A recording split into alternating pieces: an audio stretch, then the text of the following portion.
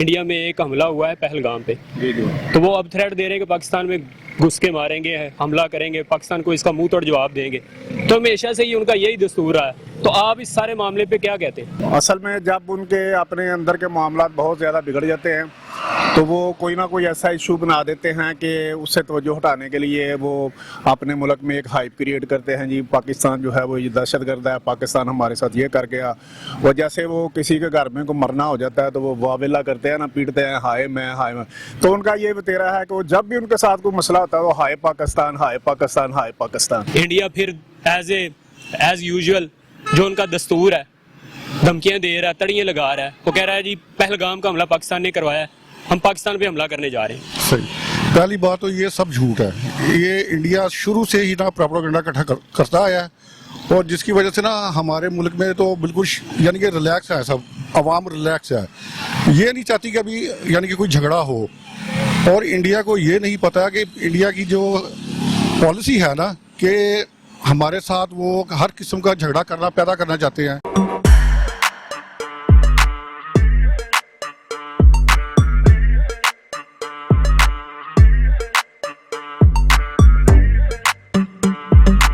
मैं हूं दिमागो, मैं उम्मीद करता हूं आप लोग सब ठीक होंगे। मैं भी आप लोगों की दुआ से ठीक हूं जो करते नहीं हो। माशाल्लाह इंडिया पाकिस्तान पे हमला करने जा रहा है। इंडिया में कोई भी मसला हो, रिसेंटली इशू हुआ है पहलगाम का, तो वो इंडिया पाकिस्तान पे इल्जाम लगा रहा है। इंडिया के घर में बच्चा पैदा हो तो वो पाकिस्तान पे इल्जाम लगा देते हैं। उनकी कोई लड़की भाग जाए तो पाकिस्तान पे इल्जाम लगा देते हैं। कोई भी मसला हो तो पाकिस्तान पे इल्जाम लगा देते हैं। अब धमकी दे रहे हैं जी घर में घुस के मारेंगे, ये करेंगे, वो करेंगे, छनकना करना है इन्होंने। हमेशा की तरह ये तड़िए दिखा रहे हैं और रिसेंटली भी तड़िए दिखा रहे हैं। तो लोगों से बात करते हैं इस बारे में क्या कहते हैं। पाकिस्तान में आगे ही हालात जैसे चल रहे थे और रिसेंटली इंडिया में एक हमला हुआ है पहलगाम पे।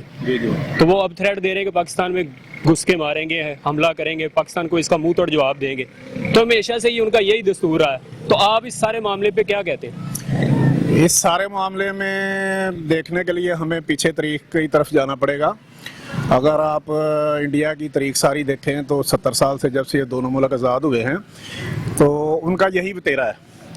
असल में जब उनके अपने अंदर के मामला बहुत ज़्यादा बिगड़ जाते हैं तो वो कोई ना कोई ऐसा इशू बना देते हैं कि उससे तवज्जो हटाने के लिए वो अपने मुल्क में एक हाइप क्रिएट करते हैं। जी पाकिस्तान जो है वो ये दहशतगर्द है, पाकिस्तान हमारे साथ ये कर गया। वो जैसे वो किसी के घर में को मरना हो जाता है तो वो वावेला करते हैं ना, पीटते हैं हाय मैं हाय मैं। तो उनका ये बतेरा है कि वो जब भी उनके साथ कोई मसला होता है वो हाय पाकिस्तान हाय पाकिस्तान हाय पाकिस्तान। जैसे वो चाय वाले भाई की मकबूलियत कम हो गई थी, अब उसने मकबूलियत बढ़ाने के लिए खुद ही करवाया। इंडिया में यही मसला है। जैसे आपने कहा कोई लड़का पैदा हो जाए उसका नाम भी फिर पाकिस्तान पे लगा दे, कोई मसला हो जाए वो भी पाकिस्तान में। इवन कि इनके घर कोई मसला हो जाए, कोई गुर्बत का मसला है वो भी पाकिस्तान। रिसेंटली उनका मीडिया ये रिपोर्टिंग कर रहा है कि उधर गर्मी जो हो रही है ना वो पाकिस्तान की वजह से। इन्होंने ये काम चेक करो। वो मीडिया जो है ना उनका वो उनका यही दस्तूर है। वो बाजू ऐसे उठते हैं और ऐसे उनकी वो जो एंकर जो है फीमेल वो ऐसे कुर्सी से उठती हैं, जंप लेती हैं कि जैसे पता नहीं नीचे कुर्सी पे कोई कील उनको लग गया।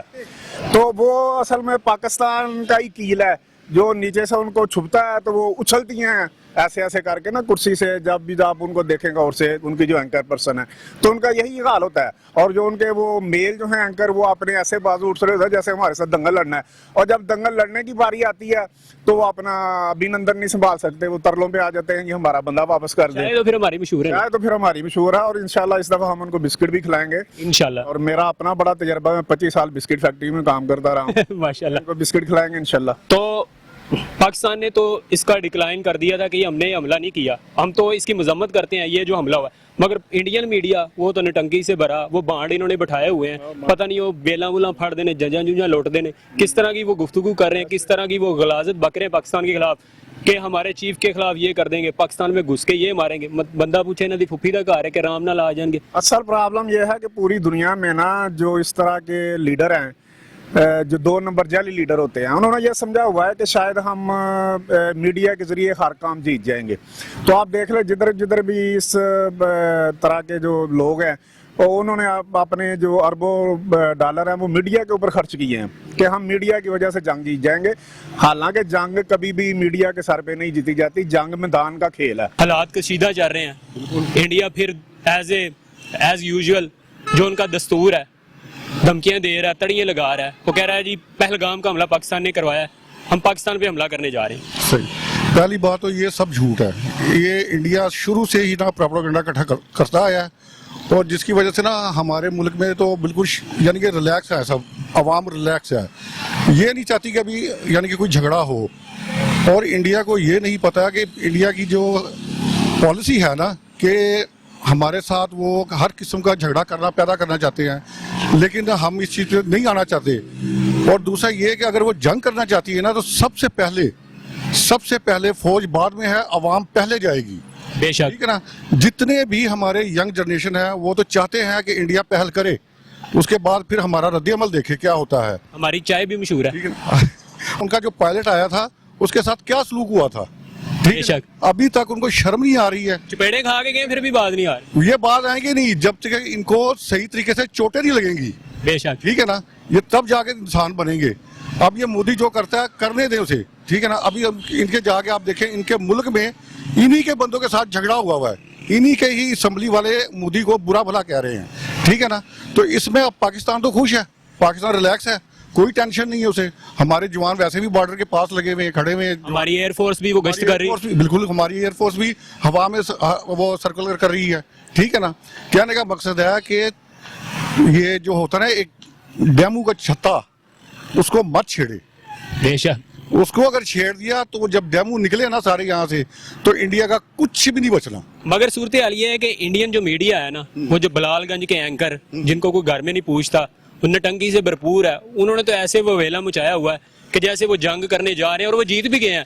और वो ये इवन के उनकी ये गिद्दड़ बकतियां हैं कि पाकिस्तान के अंदर घुस के मारेंगे, ये करेंगे, वो करेंगे। वो 2 टके के एंकर आके ये बकवास कर रहे हैं। असल में पता क्या बात है, मैं आपको सही बात बताता हूँ।